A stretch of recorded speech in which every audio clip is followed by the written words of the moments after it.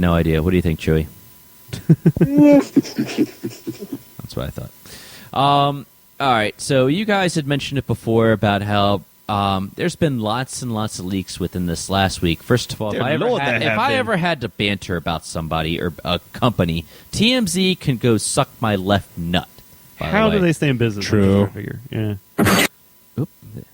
Well, you can do that to them. That's what I would do to those guys, because they have leaked all these set images, and you can't even tell sometimes which is real. Oh, that God. brings me to the Millennium Falcon leak that happened this week. They are apparently, allegedly building a full-size Millennium Falcon.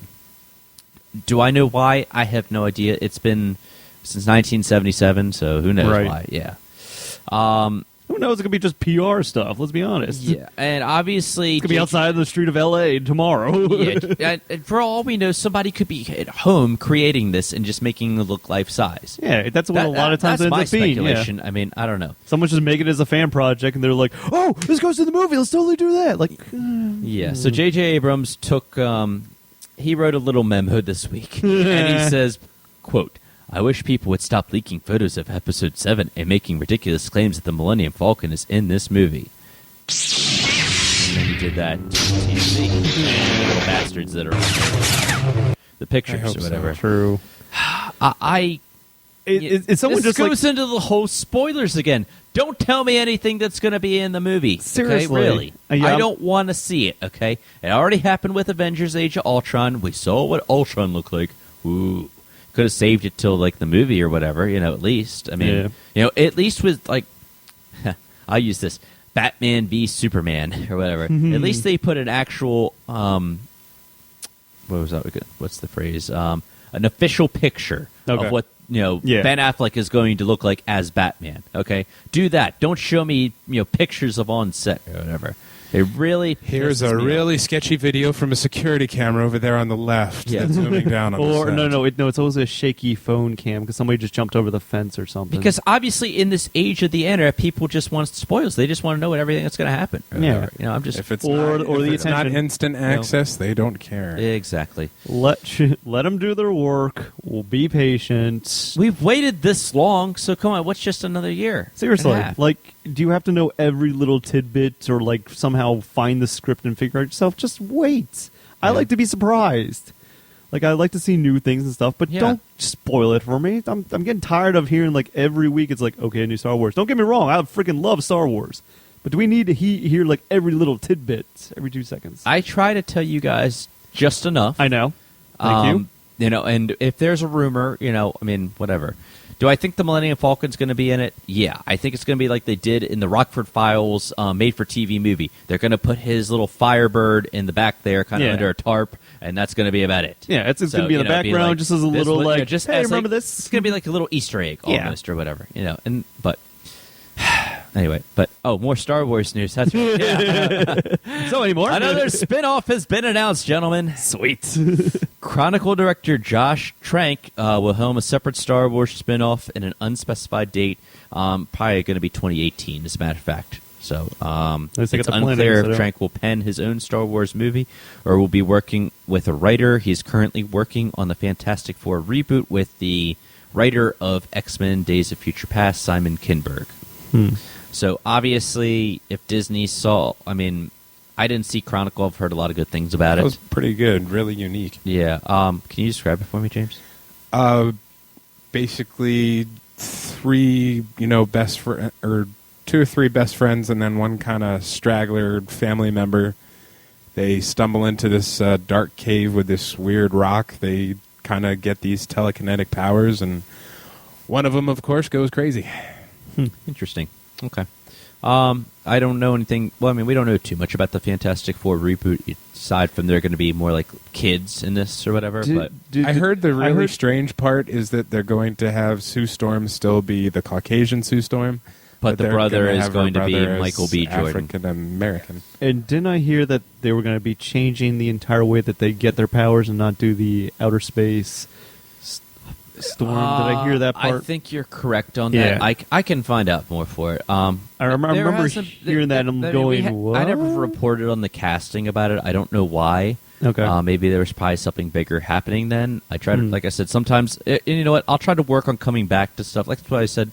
Like with Jurassic World, this came out about a week or so ago, but I figured it was, why not come back and get the Yeah. definite? Yeah, because sometimes it's gonna be a rumor. Still trying to figure out why they're rebooting it. The first two are god awful to begin with. because they have to just, Beat everything like a dead horse. Yeah, it's fun to watch when it comes on FX because you're like, at least I'm not paying for this. I will say this, and Jessica Alba. Yes. I'm not saying it's going to happen, but there's a lot of rumors floating around right now. The Fantastic Four reboot's not going to happen, along with X-Force, which was originally planned and written out or whatever, that it might not happen, all because of this whole X-Men apocalypse and the whole plan for How X-Men. they can do so, that, yeah. Alternate universes, guys. yeah, I mean, it was very possible that Fantastic Four and X-Men would share a universe or whatever because it's being penned by the same guy. All right, yeah. But now with the X-Men did actually beat out X-Men Last Stand, Bradley, in only 9 days. Nice. So, yeah. So that's good news for the X-Men fans. So as for the Fantastic Four, I'll try to I'll do some digging. And I'll find out some more information about that for you guys. Couple really, really quick things. This one's really making me scratch my head, and I wanted your guys' opinions on this. All right, we know that Paul Walker, may he rest in peace, his brother Cody, and I forget what the other brother's name was. Caleb, I think it was, or something. Maybe I could be wrong. I think so. I might be wrong. Anyway, they filled filled in for his brother, and they're doing the whole computer-generated face or whatever. This was interesting when I read this. Paul Walker's brother Cody is actually landing a lead role in Fast and Furious 8. Oh boy. Yeah. It's like, all right. Yeah. It turns out it was his brother that still survived. According to Yahoo.com, the younger brother of the late Paul Walker has landed a leading role in Fast and Furious 8. Stuntman Cody Walker, 25, was called on to play body doubles in Paul's unfinished scenes, and now Cody is set to become a star in his own right. If facepalm, really? Oh, I'm just very. I'm annoyed by this. It really is. I know blood is blood. Don't get me wrong. Yeah, I understand about that. But let Paul. This is going to go be like, well, this wasn't. You're putting somebody in for Paul. Just like let just the whole Paul Walker saga be finished and done with. And you know what? Be done with the franchise. You're on 8 movies. Yeah. You ripped off Point Break. Okay.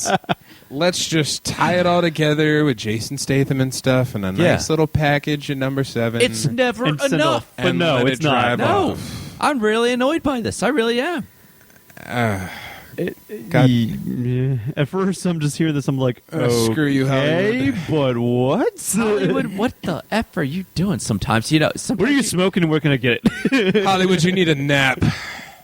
I don't Christ. know. I can't believe that the whole cast and crew are going for this though too. They're like, yeah, we'll have them in because awkward when Paul Walker's brothers are there. They look just like him, and now you're going to sign them on to do a goddamn movie. And then they just walk in and be like, "Oh yeah, that guy. Yeah, you know this guy. Yeah, like, this you guy. have to write that in." I guess it's going to just you kind of look at it and.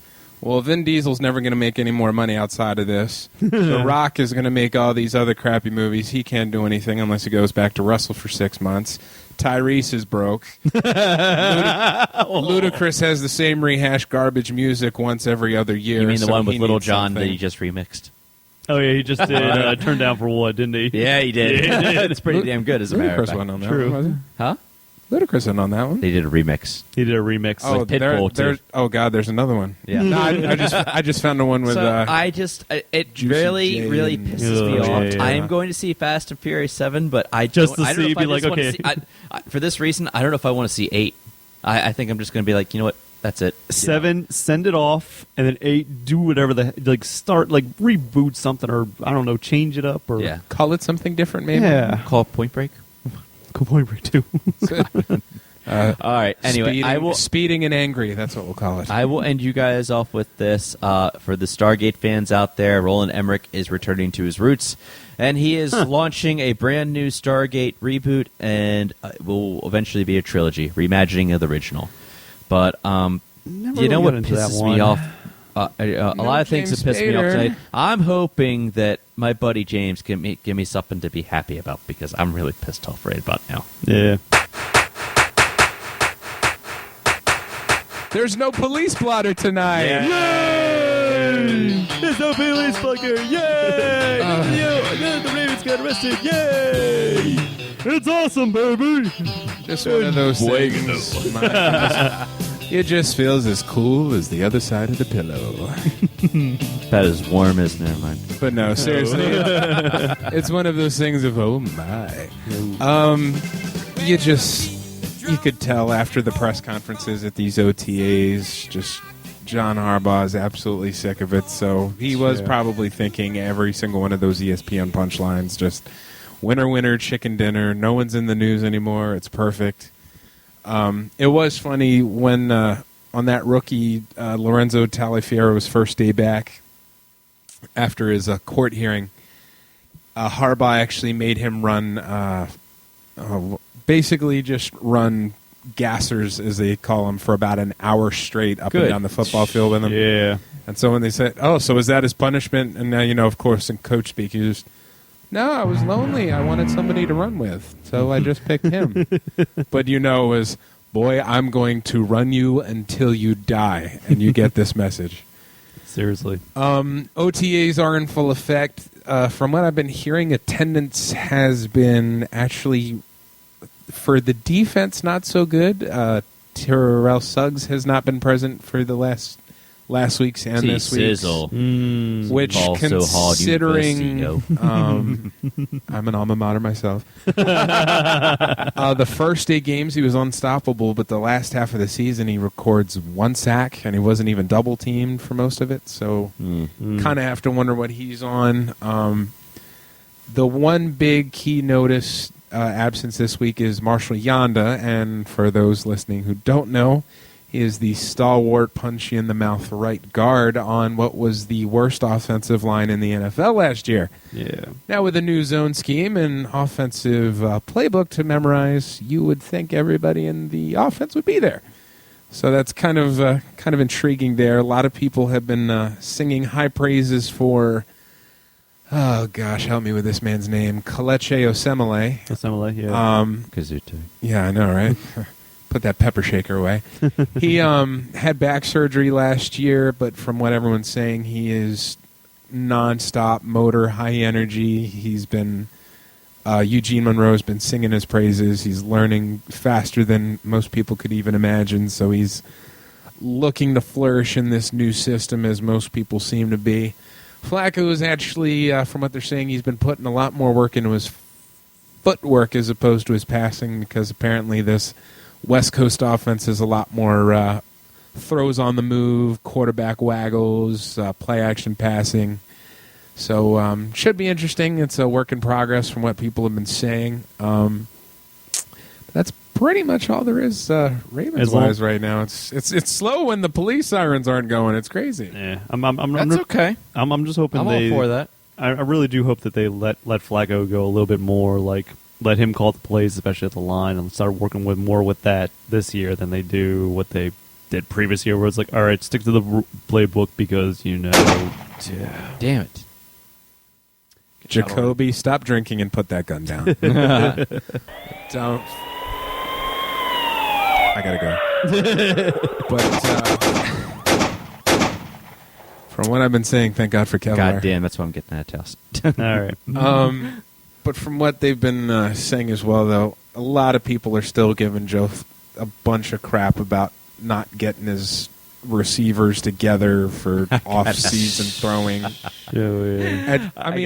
I've literally, I listen to 105.7 The Fan religiously on my breaks and at lunch. I have stopped listening to that station until either A, the host is replaced, or something else happens worth talking about, because he just does not shut up. Sure. But hey, he's a CBS station. That's why. That's true. I mean, the guy's name, I don't care. I'm just going to put it out. Vinny Serrato. Main reason I know he's trying to hold on to ideas that make him seem relevant. He's a former general manager of the Redskins. So that kind of puts it right there. His draft picks have been nothing short of busts outside of Sean Taylor. God rest his soul. Yeah. He was kind of DC's answer to Ed Reed, for those who don't know. I will say a little funny joke that I saw at work today about Flacco. Go on. We'll just say that I work in the credits and debits business or whatever, and sometimes overpayments come up. So there was an overpayments example, and it had a picture of Joe Flacco,